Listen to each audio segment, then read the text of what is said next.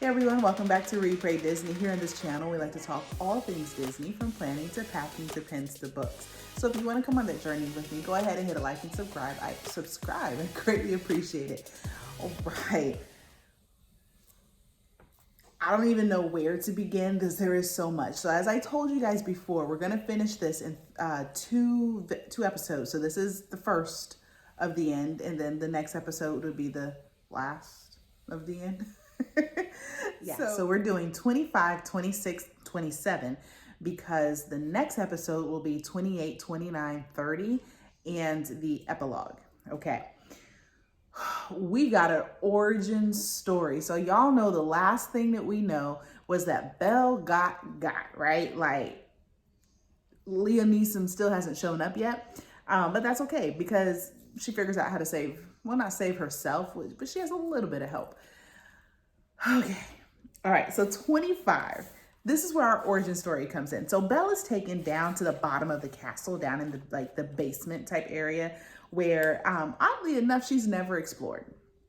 You know, she's been too busy doing other things or so forth. So evidently there underneath the castle, there's all of these, tunnels, unused spaces that she's never been through or seen. So that's where she's been taken. The people that took her, the guys that took her, they take her down there, they sit her in a chair, they tie her up, and she's like, and they have the audacity to gag her. However, who magically appears? You guessed it. So our enchantress shows up, but not in the flesh, so to speak. She shows up in Belle's mind. Yeah.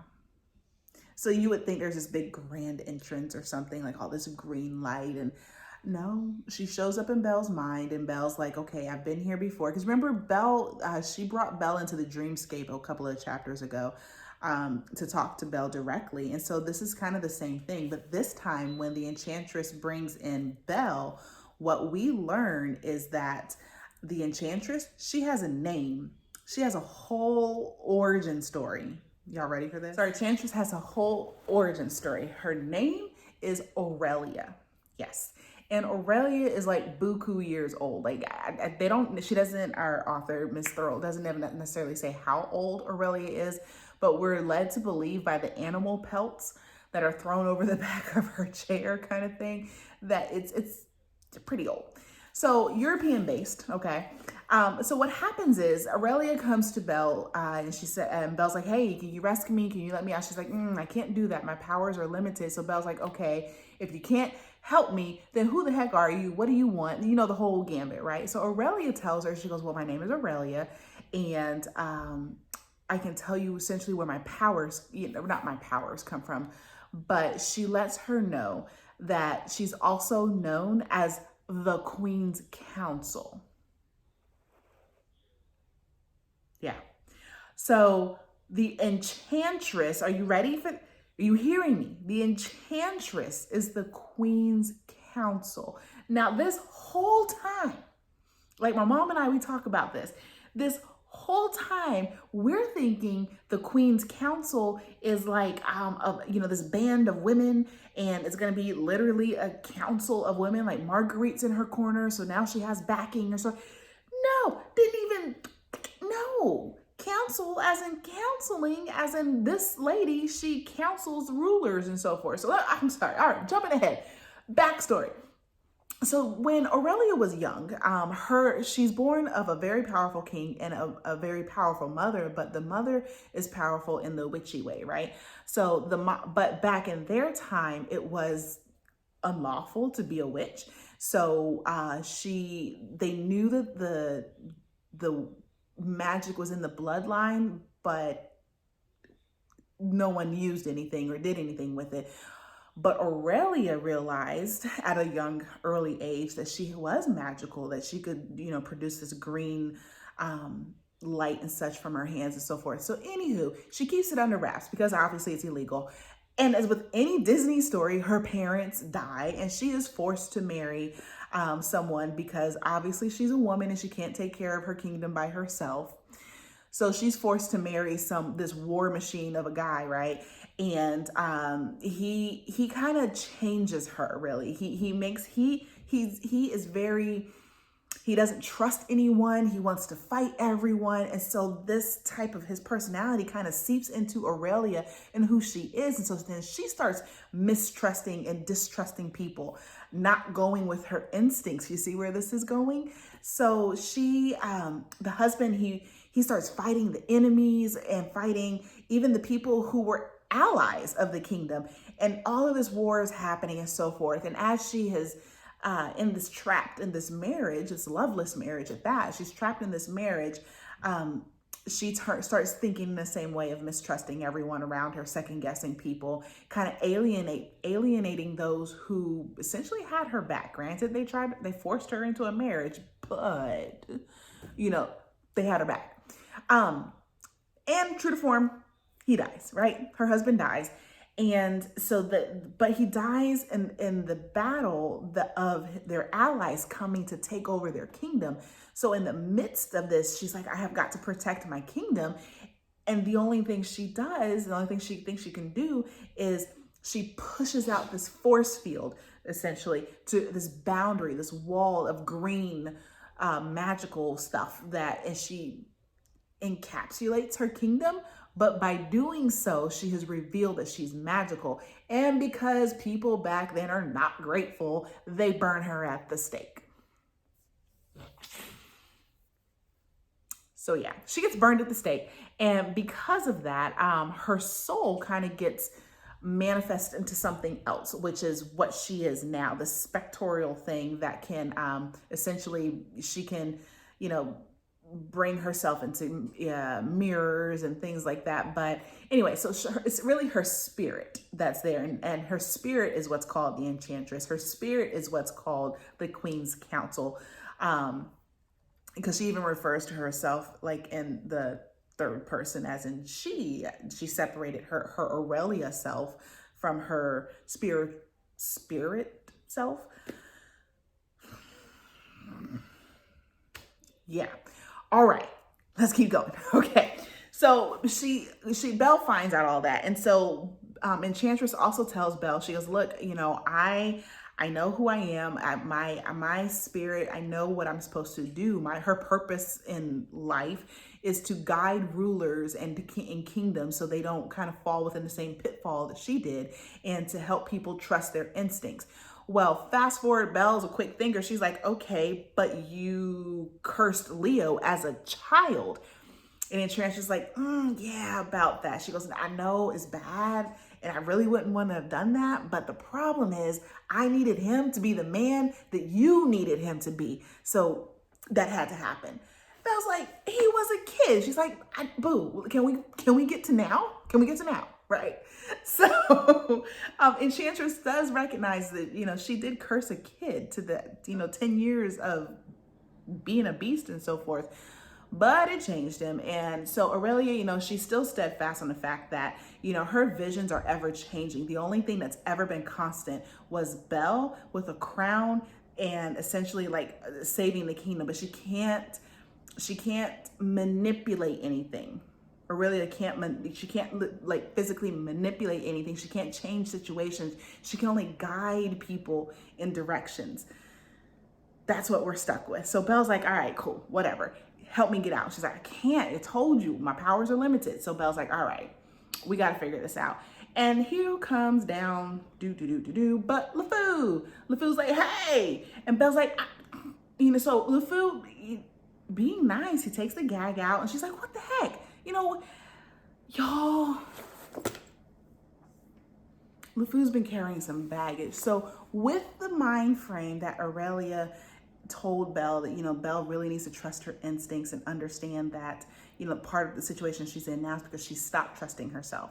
So Belle's talking to LeFou, and LeFou's talking back, and they're kind of going back and forth about how he's in this situation.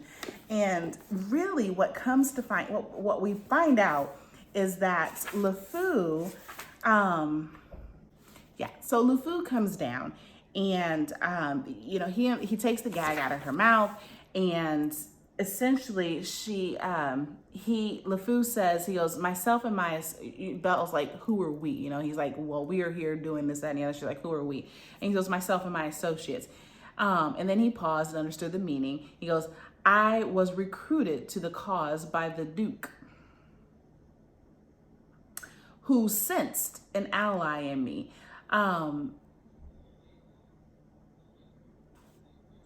Y'all, LeFou has a name, and it's not LeFou. His name is Hercule, Hercule, Hercule. So, dadgummit, Emma Theriault and the feels. If y'all pick up this book, you're going to find out that the feels. Okay. All right. So LeFou, what we find out is LeFou, Gaston and LeFou grew up together, and they were really, really good friends. And Gaston, you know, as they played really well together. They were best of friends. And as Gaston got bigger and stronger and so forth, the other village kids started to notice and wanted to be friends with him more so than LeFou. And what LeFou says is that, you know, one of the things that they used to do is like they play imaginary games, and Gaston grew out of it, but LeFou never did. And so Gaston started making fun of him in front of other people, and, just making fun of him. And LeFou, instead of not sticking up for himself, he stuck with it because he felt as though it's better to have Gaston in his life. And Gaston's the one who named him LeFou. He thought it was better to have Gaston in his life than not to have Gaston at all. LeFou was in love with Gaston. In love. So Belle is hearing this origin story, something that Belle's, not backstory really, about LeFou, something Belle wanted to know was like, well, how is it that you remember? Because remember, Belle right now is the only one who remembers, other than the castle folks. As far as villagers go, no one remembers storming the castle and seeing the beast and so forth. No one remembers any of that, but LeFou does. And the reason why LeFou does, according to Emma Theriault, is the reason why LeFou remembers is because he saw, okay, picture it, not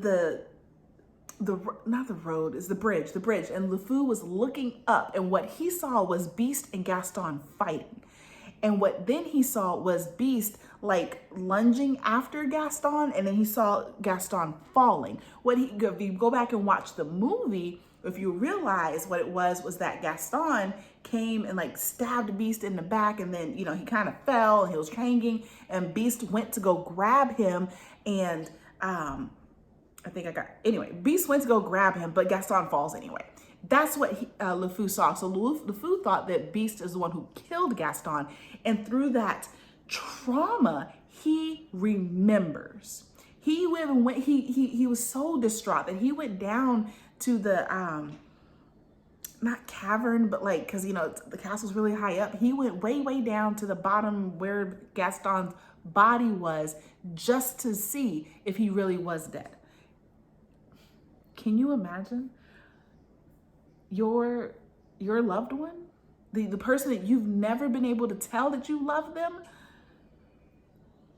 plummeting, and then you're going to see their broken body. That is trauma beyond belief. And that is what LeFou has been carrying the whole 10 years. And so he tried to tell people, there was a beast, and no one listened to him. Who would? Because no one remembered. So again, I ask you, is it a curse to remember, or is it a curse to forget? I don't know. So anyway, Belle gets to LeFou, and she's like, dude, you gotta stop carrying this torch. Yeah, you should have told him, but he was a jerk. He really was a jerk. You've got to get over him, and you've got to make things right. And it was really quick, actually. This whole little conversation happened like in maybe a few pages, and Belle turns him all the way around. He's like, yeah, you're right. I was wrong, and let me help you. Like, what the fuck? Really? So LeFou decides to help. So this is what happens. LeFou and Belle decide that they need to figure out what's going on. And LeFou told Belle that Aurelian is in on this too. And so Belle's like, well, I don't know whose side is he on. And LeFou's like, look, Bastion's got like all kinds of guards and he's got people infiltrated into the castle, which is why he wanted the ball to happen, because then you don't see, you don't really see the extra people. So anyway, LeFou helps Belle get out, and they go down. They start running through the castle, and so not running through the castle, but like all these corridors and stuff. And Belle gets to thinking, she's like, because something that Aurelia mentions, she's like, I can't help you physically, but I will help you in my own way. And so what happens is that, that's my Instapot. So we just gonna go work through the beeps, okay? So what happens is that Belle realizes that Aurelia has helped them escape by clearing the path of, making sure no one is out and about. So they get to where they were going. They're getting to Bastion's room. And as they go into Bastion's room, Aurelian's there. Aurelian's there, and he's all mussed and fussed, and because he's dressed as a guard, as a castle guard, and his coat is off, and he's all kinds of flustered, and he's going through everything in Bastion's room. And Belle walks in on him. He's like, oh, and she's like, oh, and Belle pulls a pistol on him. Now, what I don't remember is, how did Belle get a pistol? Because I could not find it. I guess LeFou came down with a pistol, and she got it from him. But I reread it, and I was like, I don't know if my brain wasn't functioning, but I don't know where she picked up the pistol from. But anyway, she picks up the pistol and she aims it at him. He's like, oh, wait. Aurelian is on our side. Yo, that was like, oh my God. So Aurelian's on our side. So Aurelian's there because Bastion, again, he kind of talked him into this, as Bastion is Bastion. But Aurelian had the good of mind and heart to realize, this is a stupid plan and you're a horrible person, but I need some way to stop you, because he doesn't really know. No one really knows all of Bastion's working pieces, which, I mean, it's not a bad idea for a villain. Most villains tend to tell you their whole story right when they get, but Bastion didn't tell everybody everything. So people only know a little bit. So Aurelian knew that he was trying to kill Leo, and that he had guards, like a whole lot of guards. And Aurelian is the one who had Marguerite, or Bastion had Marguerite locked up, but Aurelian had already talked to Marguerite. So Marguerite's like locked up in Aurelian's rooms because Aurelian, he essentially is trying to save his sister, keep his sister safe. So he was there to make amends with his sister, but also to stop Bastion. So now the three of them, they're in the room. They're like, okay, we got to do something. And Belle's like, whoa, what you looking for? And he's like, I'm looking for some kind of proof. Like, he's got to have proof of this whole plan. And Belle's like, Bastion's too smart for that. He wouldn't leave proof here. So they decide that they need to split up and take care of some things. Like, Aurelian needs to go keep an eye on Leo, and LeFou needs to go get Marguerite, and Belle is trying to figure out, what the heck? So in the whole midst of Belle and Aurelian talking about other stuff, LeFou comes in with Marguerite. And so what they decide to do is that Marguerite and Belle need to go find the proof. Leo Aurelian's going to watch over Leo, and LeFou is going to do what LeFou does, and, kind of mingle and make sure, kind of catch all the scuttlebutt and see what's happening and who knows what and so forth. How many guards are Leo's guards and how many guards are Bastion's guards? He's going to figure all that out. So Belle feels like she's guided. And this is where she takes her instincts and she listens to her instincts with the push of Aurelia. So Aurelia is kind of guiding Belle out to the stables. I'm like, okay, are they going to leave the castle? But come to find out is to the stables with a brick. There is a brick that's loose where Bastion has put some stuff. Okay, so there is in the brick wall, there is some letters and stuff where Bastion has been blackmailing people, blackmailing nobles into essentially, it's just all blackmail stuff, right? Like she finds a letter from someone who we don't know, someone isn't named, but it says, do the plans of Avion remain the same?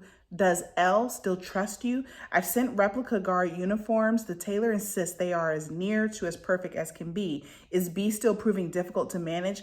Get rid of her if you must. Like, we don't know who, because they're using Elle and B, Leo and Belle, but they don't know who that's from. But Belle gathers all of that and she's like, okay, look, we've got to be smart about this. And Marguerite's like, yeah, definitely got to be smart about this. So let's go to the ball. And Belle's like, I'm marching right on in there. And Marguerite's like, dude, no. We need to be subtle. Okay, because you definitely with Bastion, we just don't know. We don't know if he's just gonna pop off and do something, because all of them agree that Bastion backed into a corner is not a good Bastion. Bastion backed into a corner will probably just go off and shoot the king no matter what. And the way Bastion has people so angsty and riled up that even if Bastion's taken out, they feel as though that one of his guards or somebody would still do the deed. So they have to go about it smart. So Belle's like, okay, let's go to the ball. All right. Now they're not in their ball gowns. They're like in maid uniforms. So like, let's go to the ball and let's confront him, Bastion. I don't know if I would do that, but I guess, okay, because it works. So they get to the ball and Marguerite and Belle, they're there and Belle's kind of walking. Now, granted, remember, she's in this maid's uniform, and something through all of this that Belle realizes is that, which I love this part, that Belle realizes that this is her fault. Had she actually taken the crown, people wouldn't be trying to take her power from her. You know, if she had actually just went ahead and became queen, none of this would be happening, because the reason why people are able to walk over her is because they're like, oh, she's Belle, whatever. She's a commoner. Granted, she's married to Leo, so they give her an ounce of respect,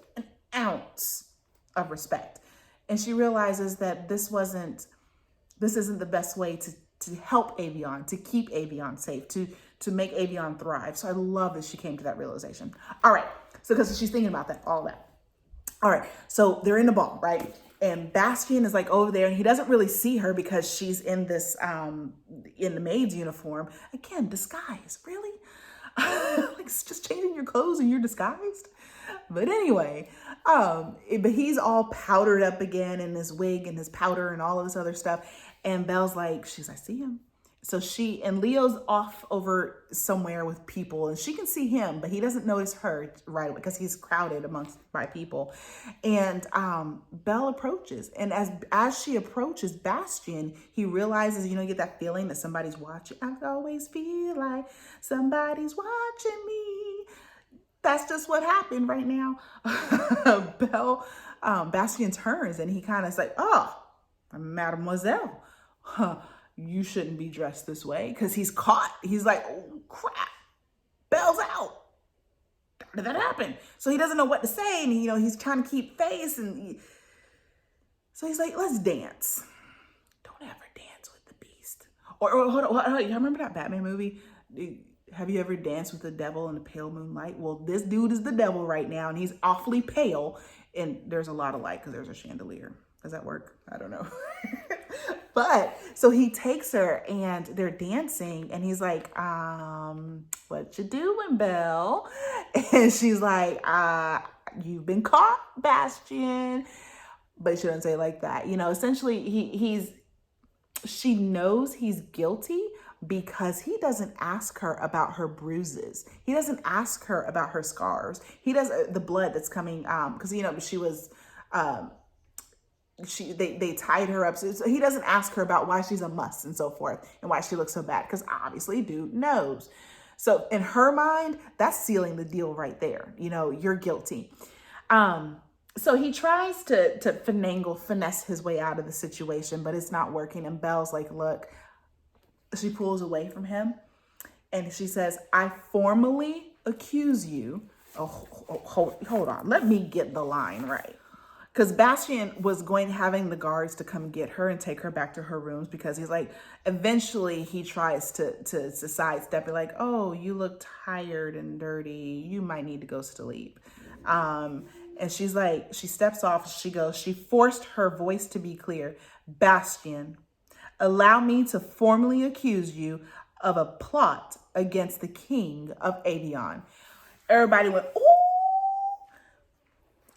And so Marguerite went and got Leo. And this whole time while Belle is confronting Bastian, Marguerite, and went and got Leo. And LeFou was up in the stands talking about, hey, there's like 25 of these guards that are Leo's guards. That leaves about the other 20 guards that are not Leo's guard. You know, so they're all in these different standpoints and so forth. And Bastian's like, I don't believe this. You can't. And then Aurelian steps up behind her and he goes, and I second the motion.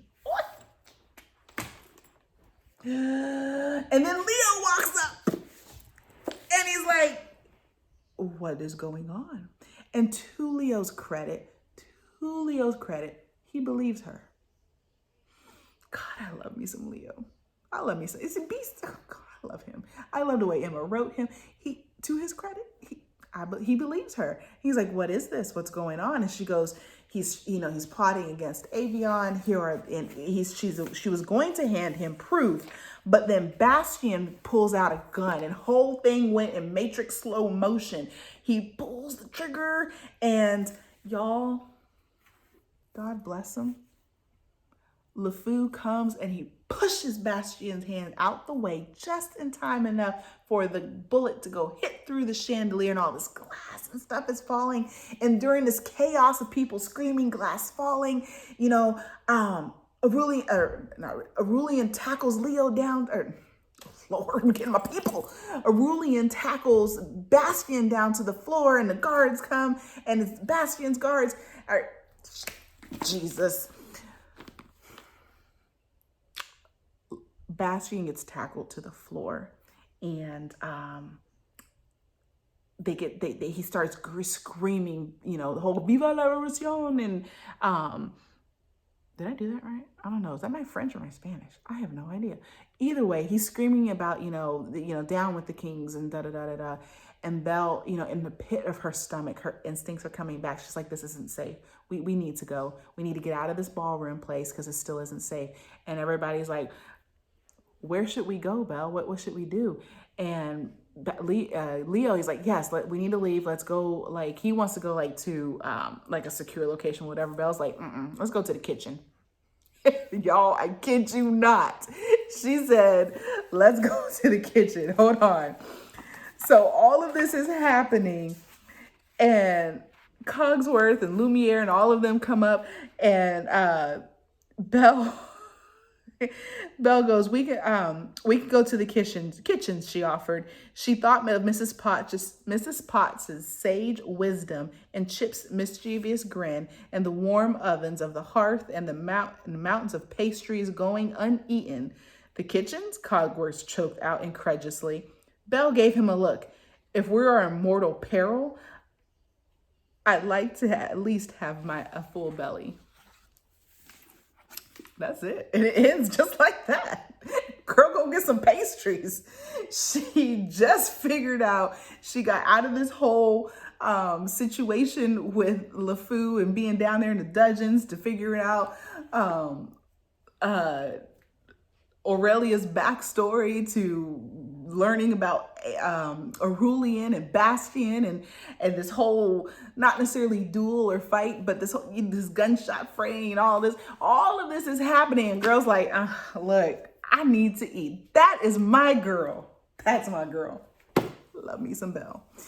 All right, guys. Well, that's it. So their next episode is going to be the ending. We're going to have, like I said, 28, 29, 30, and the epilogue, okay? So stick with me. I'm so glad we've got to go through this with you guys. This has been an amazing ride. So thank you. I look forward to, I don't even know what I'm looking for because I don't know where I put it. Evil Queen, when we get there, it's going to be a good one too, y'all. So if you haven't already done so, go ahead and hit a like and subscribe. I greatly appreciate it. I would love to have you on this journey with me. And other than that, yeah. Have a magically blessed day and know I'll be praying for you. Bye, guys.